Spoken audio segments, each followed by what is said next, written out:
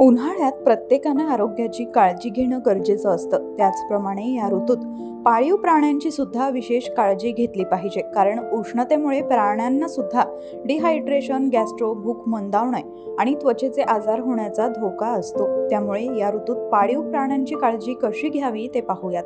अतिउष्णतेमुळे प्राण्यांना heat stroke किंवा heat exhaustion होण्याचा धोका असतो.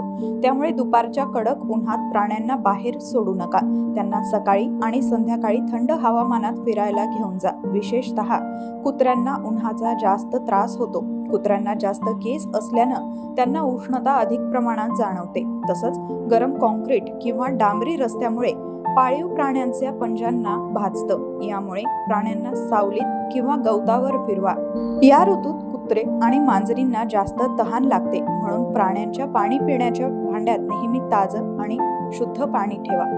दिवसातून किमान 3 ते 4 वेळा हे पाणी बदला. पाणी थंड राहण्यासाठी मातीच्या भांड्याचा वापर करावा. या काळात प्राण्यांना सुद्धा हायड्रेट ठेवणं महत्त्वाचं आहे. बरेच लोक त्यांच्या पाळीव प्राण्यांना बांधतात किंवा घराबाहेर अंगणात ठेवतात. मात्र उष्णतेमुळे त्यांना उष्माघाताचा धोका वाढतो. त्यामुळे शक्य तितकं पाळीव प्राण्यांना घरातच ठेवा. प्राण्यांना अशा ठिकाणी ठेवा जिथे पंखा किंवा एअर कंडिशनरची हवा खेळती असेल. उष्णतेमुळे प्राण्यांची पचनशक्ती मंदावते, त्यामुळे त्यांना दुपारी जड अन्न देणं टाळा.